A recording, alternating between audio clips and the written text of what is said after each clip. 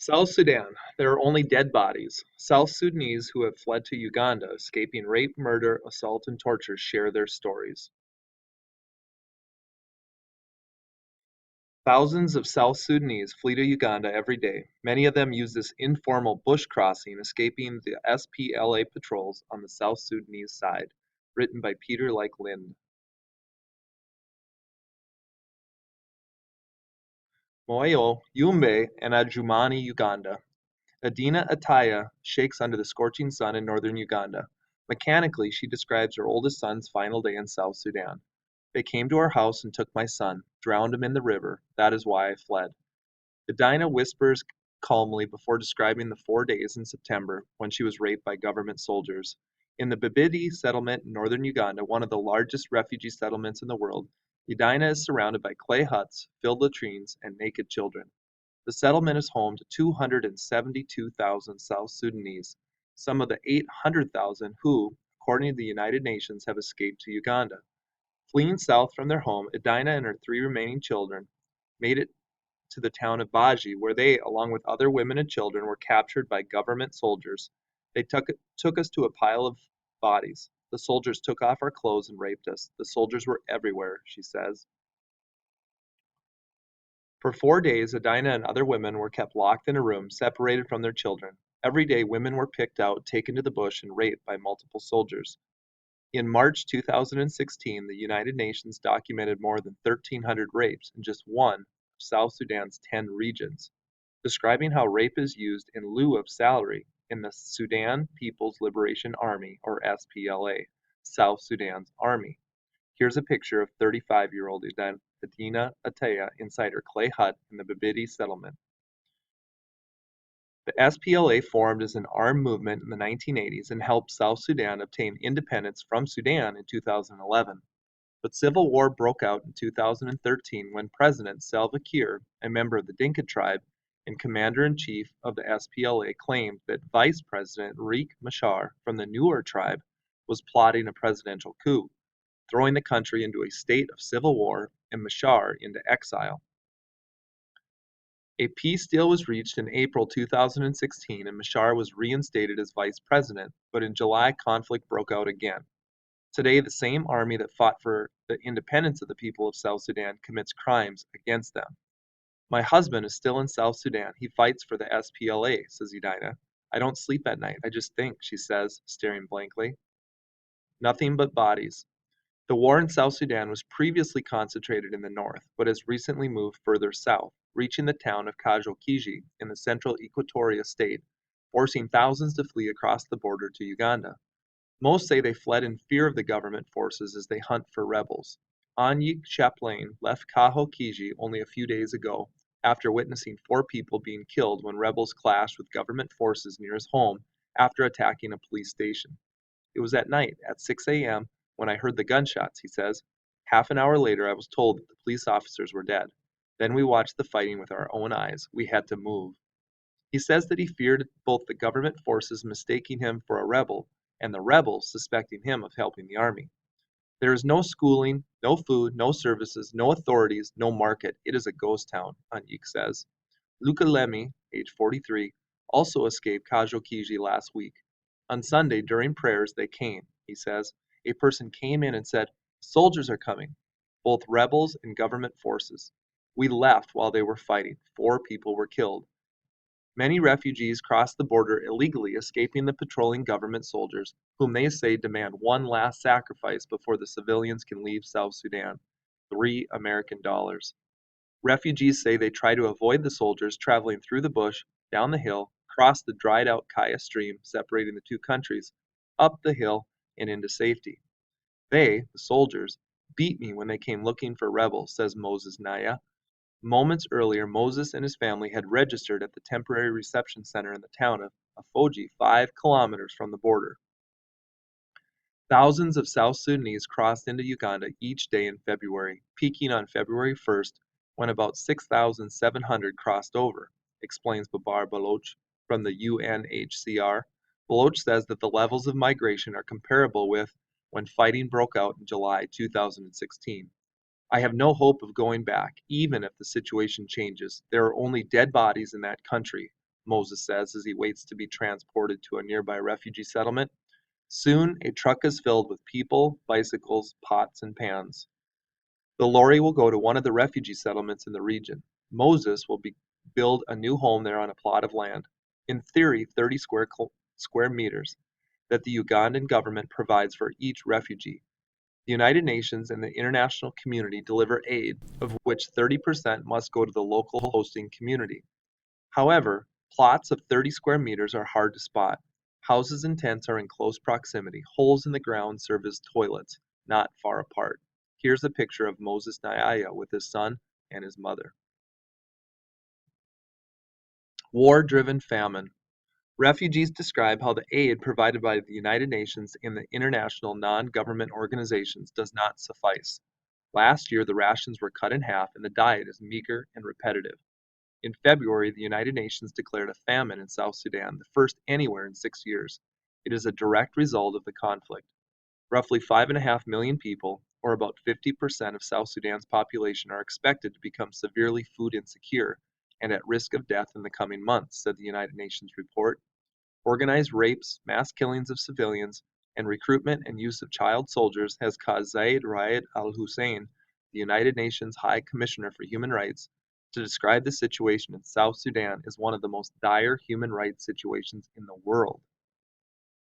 South Sudan's refugee crisis is, according to the United Nations, the biggest in Africa and the third largest globally, as 1.5 million have left the country.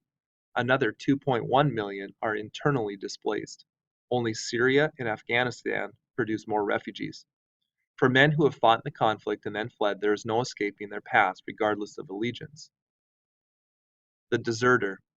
Gunshots occupy Emmanuel Melissa's dreams, and sometimes the bullets hit him. I joined the government forces when I was 11, he says, at a safe distance from his neighbors in the Bibidi settlement. He is one of several former SPLA soldiers in the settlements who fled the war they previously fought in. I entered the army in 1997 and left when the fighting erupted in July 2016, says Emmanuel. What should have brought peace to his country turned into an ethnic conflict. I killed when we liberated South Sudan, but never civilians, he says. Here's a picture. The aid rations were halved in 2016. The diet is meager and repetitive, consisting mainly of beans and rice. His last memory from South Sudan is of the murder of his brother. He was a priest. He was killed by government forces, Emmanuel says. He has no physical scars from the war. All my injuries are in my mind. My family was killed, he says, regretting that he ever fought in the war. He finds moments of peace under a makeshift awning shared with neighboring refugees. The rebel. Fraser Lucky's handshake is firm, even though the fingers on his right hand are missing most of their joints. They were blown off during battles in the South Sudanese town of Yei in 1997. Fraser, a pseudonym he uses, fearing the SPLA will find and kidnap him, fought in the government forces before changing sides to the rebels. I joined the SPLA when I was 11, he says. There were many boys his age in the war. The children's faces haunt him in his dreams. I fired my weapon many times in the name of freedom, says Fraser. He left the government army in 2008 as he was dissatisfied with going unpaid and with how he says members of the Dinka tribe were favored. It is all about power. I have seen tribes being slaughtered, he says. He joined the rebels, forces loyal mainly to the former Vice President Riek Machar, but his will to fight was gone. In the middle of a fight, I gave my weapon to my commander and said, I have had enough. I am tired of fighting. I have fought since 1990. Now I will leave this country. Here's a picture. Bottles are made into toy cars and trucks. Fraser, his wife, and their 7 children walked 150 kilometers to the border. South Sudan is moving backwards, he says, drawing in the sand with a stick. My future is in Uganda. His children surround him while his wife gathers water along with the other women in the camp. The 86%. Rose Tamaka is due to give birth to her 6th child any day now. Her husband is still in South Sudan. He went back to get his mother, but Rose has not heard from him in a month. She reminisces about her home. We had land back there, she says quietly. Rose and her children are among the 86% of South Sudanese refugees who, according to the United Nations, are women and children.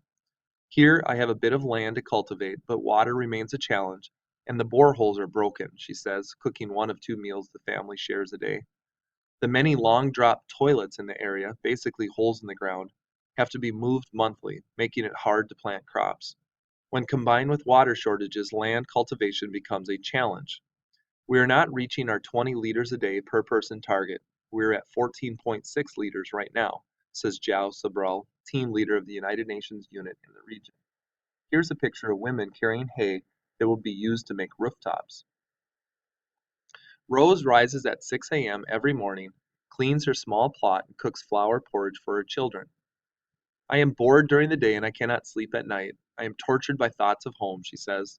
The children used to ask, "Why are we here? We want to go home." I told them about the violence and killings in South Sudan, and then they understood, says Rose, as the sun starts to set on the thousands of families in the settlement. Here's a picture of Rose Tamaka, who cooks outside her clay hut in the Bibidi settlement. Open borders. After the Bibidi settlement in Uganda closed to new refugees on December 8th, having filled up in only 4 months, the Palarinya settlement opened in the Moyo region. Palarinya's population grew to 111,000 people in only 2 months. Uganda's ongoing open door refugee policy has received praise from the international community, especially from the United Nations, for being progressive and forward thinking. At a reception center in Yumbe, local United Nations representative Frederick Jackson Okuli labels the Ugandan refugee policy second to none. The East African nation is among the 10 countries in the world with the highest refugee population, hosting around 865,000 by December 2016. Robert Barumzwiziga, Uganda's Babidi settlement administrator, describes how attempts are made to put the refugees to work. One of the working refugees is Charles Morrow, who proudly shows off some of the 754 shelters he helped to build. It feels good to do something, to contribute, he says. Other men are digging holes in the ground that will serve as toilets or boreholes. They are like gasoline to our economy, Robert says. He explains how refugees in principle have free movement. We have gotten them to safety, now they must live, he says. However, Chris Dolan, director at the Refugee Law Project at Makerere University in Uganda, says there are limitations. Those living in settlements are supposed to seek permission to travel inside Uganda. And for many of them, who do not have experience in farming, being caught in the settlements up north is a problem, he says. Dolan asked rhetorically what choice Uganda had when South Sudanese initially sought safety. How are you going to stop 1 million refugees crossing an extensive land border? Here's a picture of women in the Babidi settlement carrying food after an aid distribution.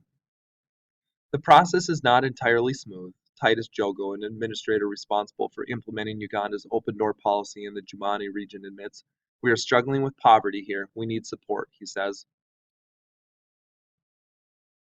According to the World Bank, Uganda is one of the world's poorest countries, and about 20% of the population lives on less than $1.25 per day. Most of the poorest Ugandans live in the country's northern region, which shelters hundreds of thousands of refugees. Despite the challenges, Titus Yogo insists local businesses have benefited, and a 2016 study conducted by researchers from Davis University and the UN's World Food Program backs Jogo's claims. The study found that when a refugee household receives cash from the WFP, the annual income in the Ugandan economy increases by $1,100 and by $850 when the assistance is given in the form of in-kind food. It took time before the local community felt the benefits. Isaac Buchiri lives in Egi, a village bordering the Ujumani settlement. There is improvement, like in medicine and healthcare, and lots of schools constructed. There was one school before, now there are 15, he says. And here's a picture of refugees who build ovens to burn bricks used in the constructing of houses. Beatrice Iamani, another villager, describes how hunger has come to Egi. We used to get porridge for breakfast and then dinner. Now it's only one meal a day. The hunger affects us a lot. My children do not get enough to eat, and they ask for food. I try to calm them down and give them just a little bit, says Beatrice, pointing to where she previously harvested crops in the fields that are now populated by Adjumani settlement inhabitants. Isaac describes how water shortages were exacerbated as the refugees arrived, explaining how recently constructed boreholes paid for by the UN and the international community, like all aid in the area, have improved the situation. More boreholes will soon be needed. On February 23rd, the Mvepi settlement opened in the Arua region and will accommodate another 110,000 South Sudanese refugees. Some of the 925,000 the United Nations expects will arrive in Uganda this year.